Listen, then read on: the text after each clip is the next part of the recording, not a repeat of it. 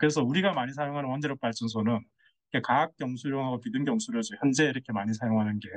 그래서 가학경수로형은 1차 계통을 비등이 일어나지 않는 조건을 만들어서 이렇게 2차 측에서 이렇게 열을 이렇게 증기를 생산해서 발전기를 돌리는 경우고, 후쿠시마 사고와 같은 비등경수로형은 어차피 뭐 증기를 생성할 건데 1차 계통에서 다이렉트 열을 증기를 생산해서 보내는 이런 계통으로 되어 있습니다.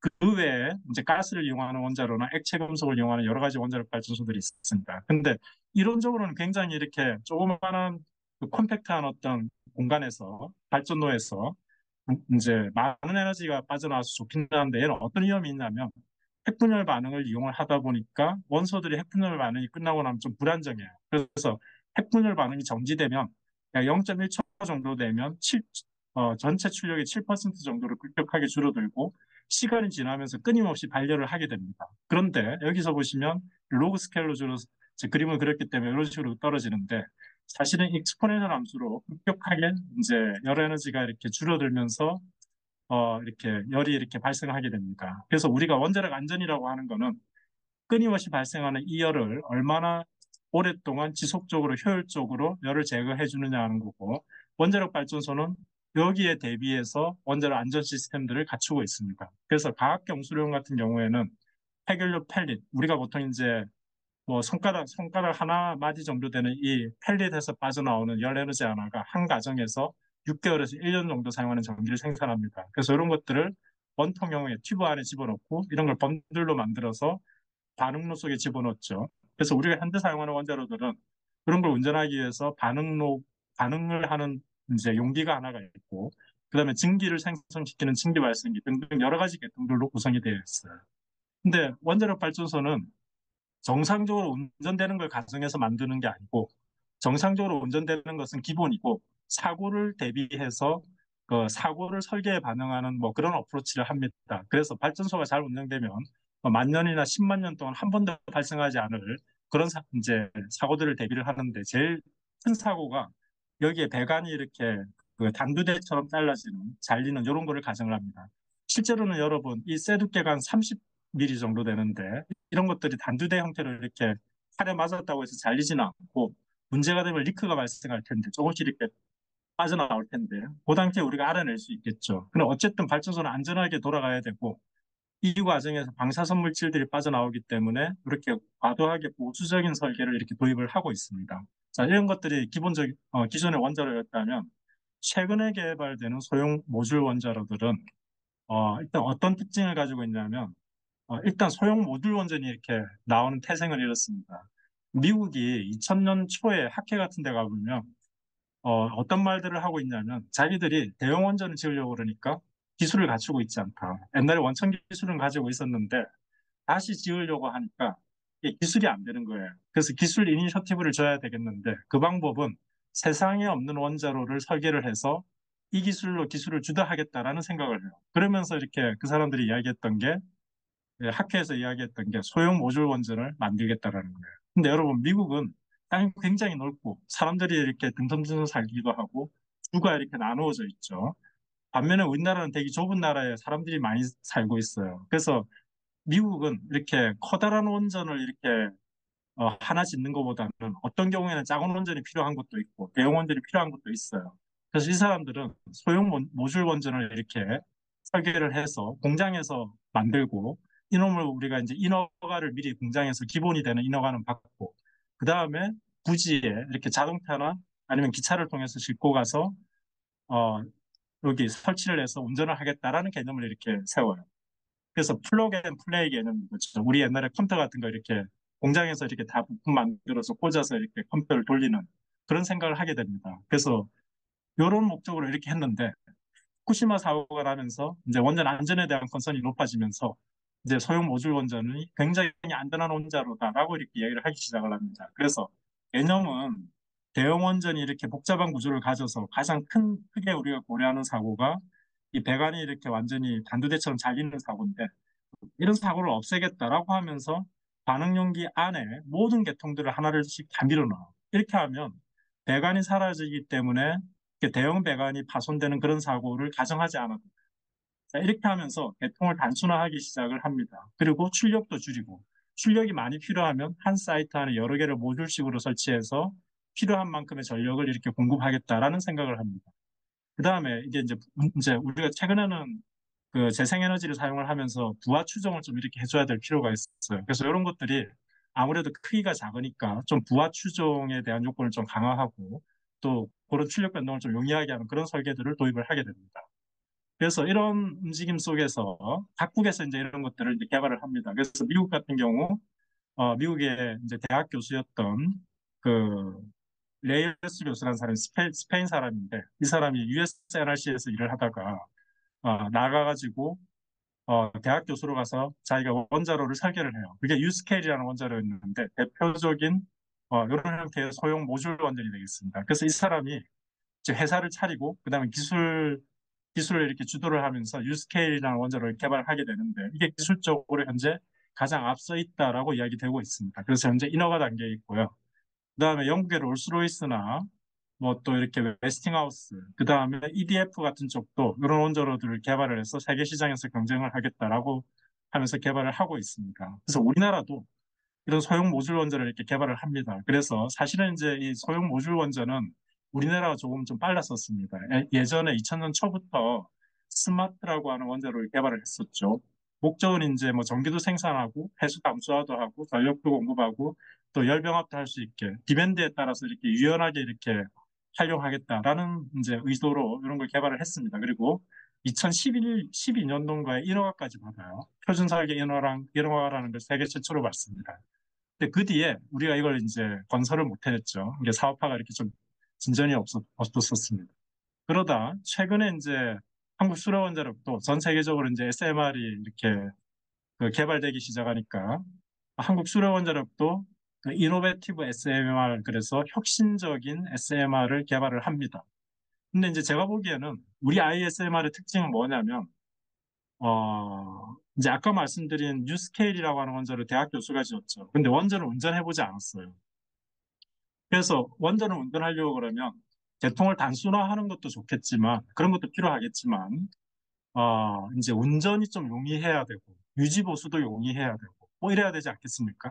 그래서 이 ISMR 설계를 보고 있으면 기존의 원자로들이 가지고 있는 그 안전성도 이렇게 많이 확보를 하고 있고 다른 나라에서 개발하는 그 고유의 원자로 안전성도 확보를 하고 그 외에 이제 역설적으로 펌프 같은 걸 설비를 하면서 운전성 같은 것들도 좀 좋게 했고 그다음에 유지 보수도 좀 원활하게 하면서 우리가 그동안 개발해왔던 새로운 원전 안전계통 설계들을 전부 다 이렇게 도입을 합니다. 그리고 모든 이제 SMR의 특징은 후쿠시마 사고가 이렇게 발생을 하면서 후쿠시마는 전원이 상실되면서 원자로 해결료에서 발생하는 열에너지를 제거할 수 있는 수단이 없어진 경우였어요.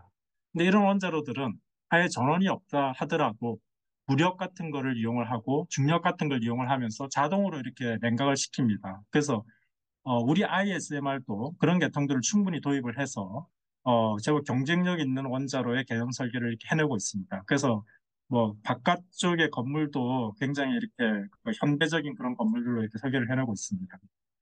그래서 이런 원자로들은 우리가 개발한 이런 원자로들 특징은 굉장히 이렇게 다목적이고 유연하게 이렇게 전력망에 물릴 수도 있고 수소 필요하면 수소도 생성하고 뭐 지역 난방도 하고 담수도 이렇게 활용할 수 있게 이런 유연한 설계를 도입할 수 있게 개발이 이루어지고 있습니다.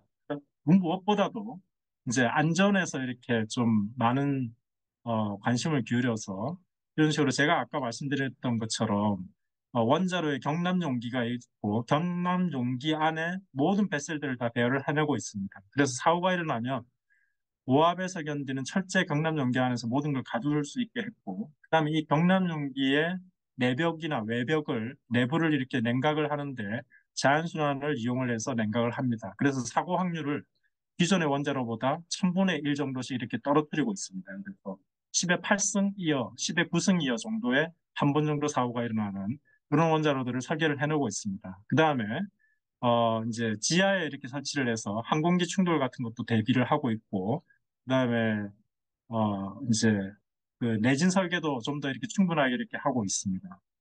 그리고 또 이제 보통 이렇게 우리 원전이 최근에 이제 우리 가동 중인 원자로는 방사선 비상계획구역 같은 걸 이렇게 가지고 있습니다. 그래서 사고가 이렇게 일어날 것 같다, 일어났다라고 하면 뭐 반경 한 3에서 5km 정도 되는 뭐 그 지역 안에 있는 사람들 빨리 이제 대피를 시키고 예방적으로 대피를 시키고 그다음에 이제 사고 전개에 따라서 발전소 주위에 최근에는 한 20에서 30km 정도까지 있는 사람들을 소개하는 그런 계획들을 이렇게 가지고 있어요. 그 확장돼서. 근데 이 소형 모듈 원자로는 그런 사고가 일어나더라도 발전소 안에서 모든 걸 이렇게 다 이렇게 대비를 해서 사람들이 불필요하게 이렇게 소개를 하는 이제 대응을 하는 그런 걸 얻게 하겠다. 그렇게 해서 도심 중간에 짓겠다라는 목표를 이렇게 설계가 진행이 되고 있습니다.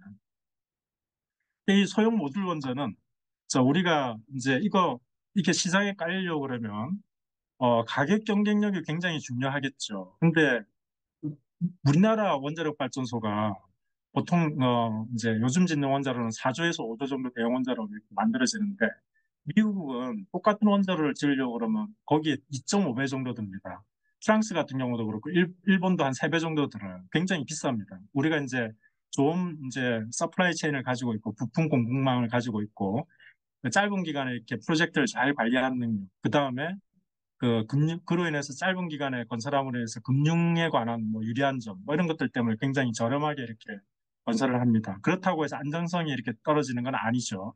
그래서 그런 설계를 가지고 있고, 근데 소형 모듈 원전이 경쟁해야 되는 거는 소형 모듈 원전끼리도 경쟁을 해야 되겠지만, 대형 원전에 준하는 어떤 경제성을 확보해야 되겠죠. 그렇지만, 우리가 이제 여러분, 일반적으로 한 100명 정도가 부산에서 서울까지 간다라고 생각을 하면, 기차를 타고 가면 되지 않습니까? 근데 이거를 뭐 승용차를 타고서 간다 생각을 하시면 자동차가 25대 필요한 거고 이렇게 되버리면 여기에 들어가는 비용은 어마어마하게 많이 늘어나죠. 마찬가지입니다. 그래서 소형 모듈 원전도 전기 생산 능력이 이렇게 전기를 이제 대형 원전에 비해서 4분의 1, 5분의 1 정도씩 떨어뜨려서 생산을 하기 때문에 우리가 원하는 만큼의 전기를 생산하려고 그러면 이런 원자로 개수가 많이 늘어나야 돼요. 근데 이걸 운전하고 있는 운전사들은 원자로마다 하나씩 붙어야 돼요. 유지 보수하려고 그러면 유지 보수해야 될 뭐 원전 개수가 많아지고 이렇게 하면 경제성이 떨어지겠죠. 자, 그래서 이런 위험이 있는데 대신에 개통이 단순화되는 장점은 있습니다.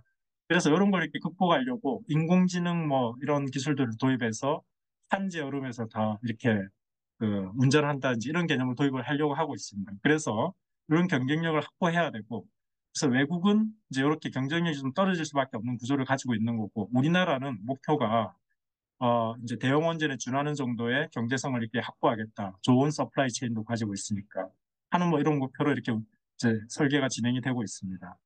그다음에 여러분 또 최근에 개발되는 게 이제 마이크로 원자로 같은 것들이 많이 개발이 되고 있습니다. 자동차도 초소형, 중소형, 대형이 있는 것처럼 우리가 이제 용도별로 이렇게 그 발전량에 따라서 마이크로 원자로들이 개발되는 추세에 있습니다. 그래서 여기 보시면 이 마이크로 원자로가 이제 일명 꼬마 원자로라는 말로 우리가 많이 붙이는데 이게 목적이 되게 다양해요.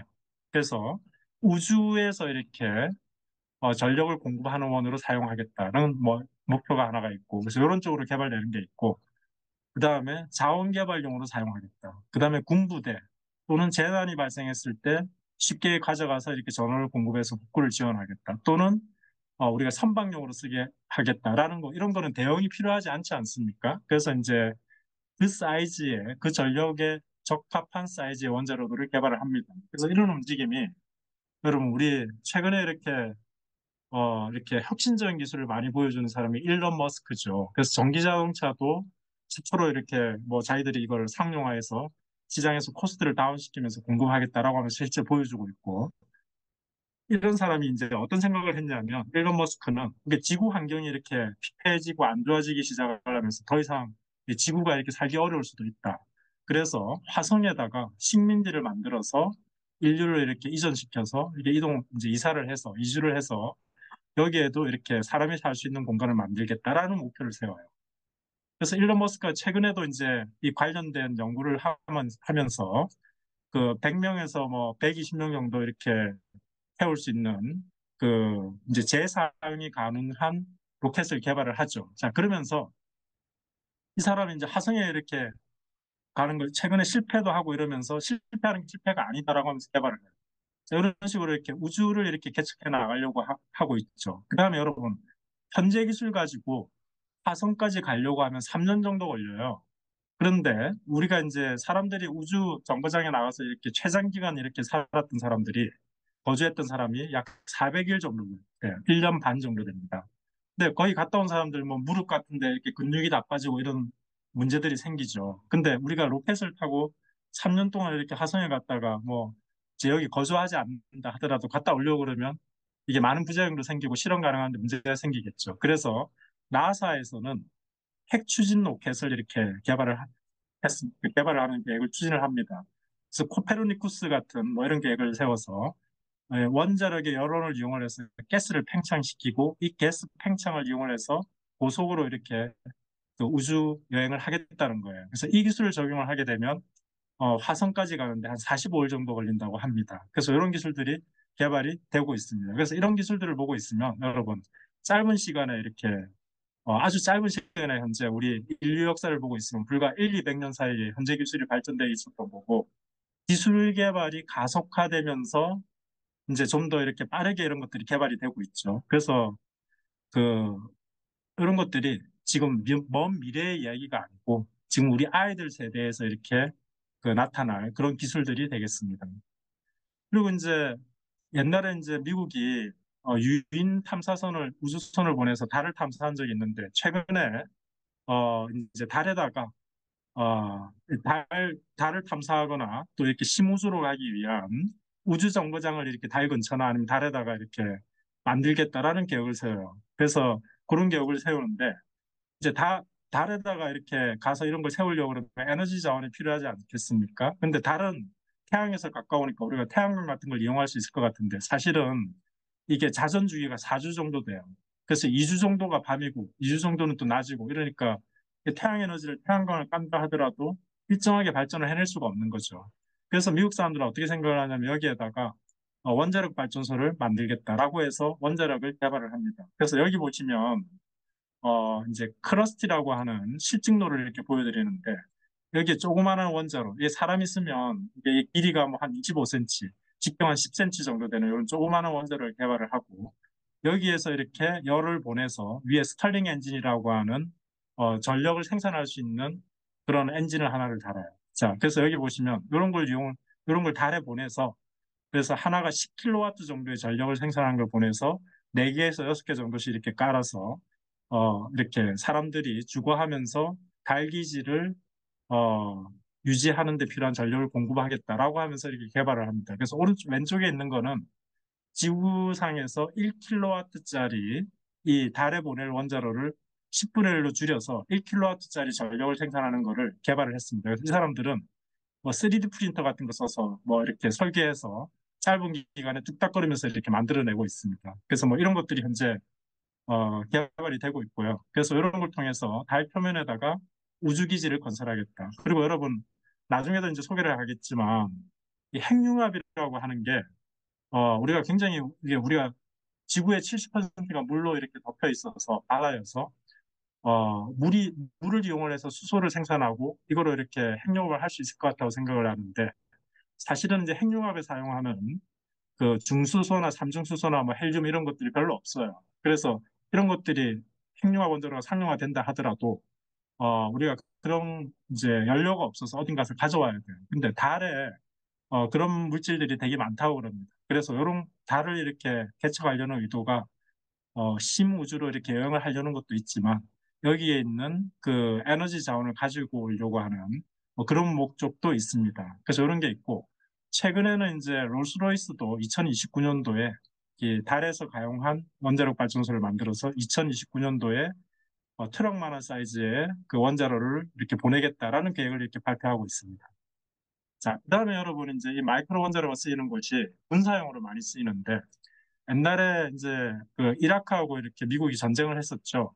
그다음에 아프가니스탄에서도 전쟁을 했었고, 그래서 미국이 이렇게 외국에서 전쟁을 많이 하는데 이 사람들이 이렇게 전쟁을 하면서 군인들이 어디에서 많이 이렇게 그 사상자가 생기느냐면 물자를 보급하거나 연료를 보급하는 과정에서 공격을 많이 당해서 이렇게 많이 이렇게 사상자가 생기고 있어요. 그래서 군사적으로 이런 거 없이 원자로, 마이크로 원자로를 이렇게 비행기에 실어서 가서 차로 가볍게 실어서 가서 그다음에 거기에 전력을 공급하겠다라는 계획을 세워요. 더군다나 최근에 개발되는 이제 군용 트럭이나 뭐 군용 장비들은 전기 추진을 추진하고 있어요.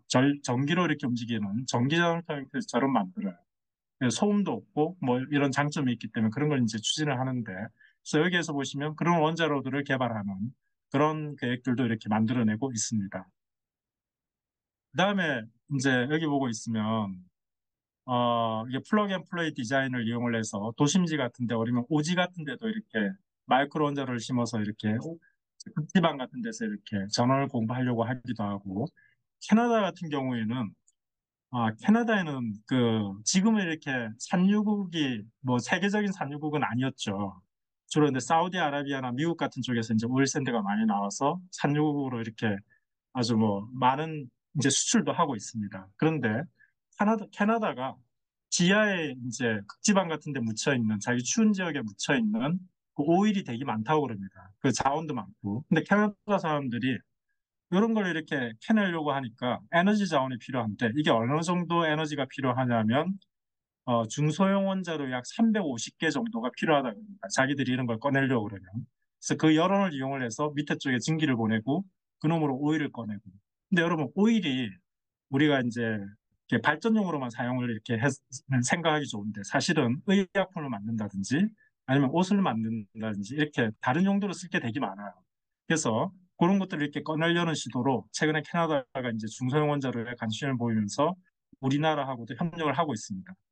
미국의 일리노이 대학은 여기 연구용 원자로가 하나 있었는데 이런 걸 없애버리고 여기에 새로 개발되는 마이크로 리액터를 이렇게 집어넣고 자기들 건물 같은 데다가 이제 전력을 공급하는 그린 캠퍼스라는 걸 이렇게 추구하는 이런 계획을 지금 현재 추진하고 있습니다. 그리고 이렇게 우리가 이제 미국 같은 경우 이렇게 도로에 나가보면, 고속도로에 나가보면 차들이 굉장히 이렇게 운송하는, 물자를 운송하는 차들이 되게 많이 달려요. 그래서 미래에 이렇게 전기차들이 이렇게 보급이 되면 이런 스테이션에다가, 휴게소에다가 원전 마이크로 원자로를 두고서 여기에서 생산한 전력으로 이렇게 전기 자동차를 충전하는 이런 계획도 이렇게 추진을 하고 있습니다. 전기 트럭을. 자, 그래서 저런 것들이 이렇게 지금 진행이 되고 있고요. 선박용으로도 많이 씁니다. 그래서 선박에서 이렇게 배출하는 이산화탄소가 되게 많습니다. 특히 부산 지역 같은 경우에는 이 이산화탄소도 문제지만, 옛날에 이제 사용하던 선박들은 벙커시유 같은 걸 많이 떼면서 이렇게 그, 이렇게 조그마한 이렇게 부유물질들을 많이 꺼내놓으면서 대기오염을 많이 시켰어요. 자, 그래서 최근에는 이제 CO2가 문제가 되니까 여기에 선박용 원자로를 이렇게 달아서 추진용으로 쓰면서 CO2를 이렇게 저감시키겠다라는 계획을 이렇게 세웁니다. 근데 우리가 이제 그런 통계를 안 내봐서 몰랐는데, 1950년대에 원자력이 이렇게 원자력 추진으로 돌아가는 선박이 한 700개 정도가 해양에 이렇게 돌아다니고 있었답니다. 그때까지. 한 몇 년 전에, 10년 정도, 20년 정도 전에 제가 이제 논문을 보면 한 400개 정도가 돌아가고 있었고, 현재 한 200호기 정도의 선박들이 이렇게 운영이 되고 있다라고 합니다. 실제 지금도 많이 운영이 되고 있었던 거죠.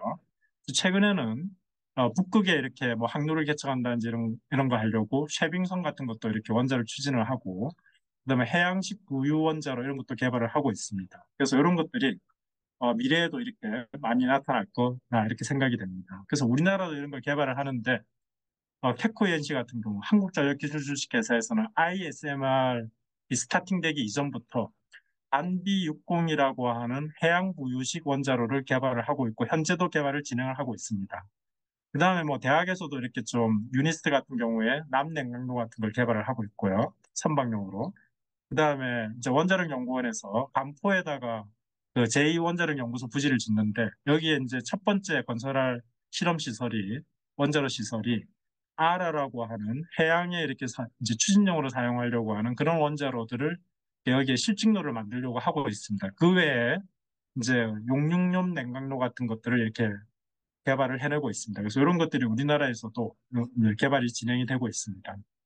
그 외에 이제 이 다음 장부터는 여러분 미국의 이제 액티비티인데, 미국은 현재 4세대 원자로들을 많이 이렇게 개발하는 계획을 가지고 있어요. 그래서 어떤 식으로 개발을 하느냐면, 지금부터 한 5년에서 7년 내에 이렇게 인허가를 받을 수 있는 기술, 그걸 먼저 이렇게 개발을 하고, 그 다음에 10년에서 14년 사이에 이렇게 이제 데몬스트레이션을 할 수 있는, 실증을 해볼 수 있는 그런 원자로들을 이제 몰튼 솔트나 아니면 헬륨, 힙파이프를 이용하는 이런 원자로들을 이렇게 두 번째 계획으로 개발해요. 세 번째는 2030년 중반 정도에 개발할 수 있는 원자로. 그래서 이렇게 실용화할 수 있는 시점에 따라서 다르게 이렇게 원자로 기술 개발들을 하고 있습니다. 그래서 미국의 에너지부 주도로 이렇게 하고 있고요. 한 40억, 4조, 4조 정도의 비용을 투입을 해서 이런 개발들을 해내고 있습니다. 그 개발을 이렇게 진행을 하고 있습니다. 우리나라도 뭐 2000년 초부터 최근까지 이제 PGSFR이라고 해서 고속로를 이렇게 개발을 하고 있었고요. 최근에 이제 트랙 때문에 중단되고 있습니다. 그다음에 이제 또 다른 뭐 하나 어플리케이션 우리나라가 생각하는 거는 이런 건데요. 현재는 이제 경수로나 중소로에서 사용 해결료가 나오면 그걸 잘 보관했다가 이걸 이제 심지층 처분을 하는 뭐 이런 계획을 이야기를 하고 있죠. 근데 최근까지 개발되는 게 화학 공정을 통해서 재처리 없이 여기에서 필요로 하는 그 플루토늄이나 이런 걸 이용을 해서 발전에 이용하는 이런 계획을 이렇게 가지고 있었어요. 그래서 미국하고 공동으로 이 파이로 프로세싱이라고 하는 거를 이용을 해서 사용 해결료가 그냥 쓰레기가 아니고 여기에 핵분열 반응을 일으킬 수 있는 물질들이 있는데 이놈을 재처리하지 않고 묻겠다고 하는 게 심층 처분에 이렇게 하는 거고 여기에서 핵분열 반응을 할 수 있는 새로 생성된 물질들을 자원으로 활용해서 다시 이렇게 원자로에 이렇게 이용하고 최종적으로 정말 버려야 될 것만 이렇게 버리는 이런 개념으로 이렇게 원자로를 개발하는 이런 계획들도 이제 다시 이렇게 스타팅되는 뭐 그런 분위기에 있습니다. 그래서 뭐 이렇게 용융염을 이용하는 이런 뭐 이런 원자들도 최근에 우리나라에서 이렇게 개발이 진행이 되고 있습니다. 그리고 요즘 마지막으로 여러분 핵융합에 대해서 제가 이게 대학 다닐 때 이제 학부 과정 때 핵융합 같은 걸 좀 들었었는데 그리고 최근에 이렇게 그 신문이나 아니면 몇 가지 찾아보고서 이렇게 또 다른 핵융합을 전공하시는 분들 강의 자료를 보고 제가 조금 정리를 했습니다.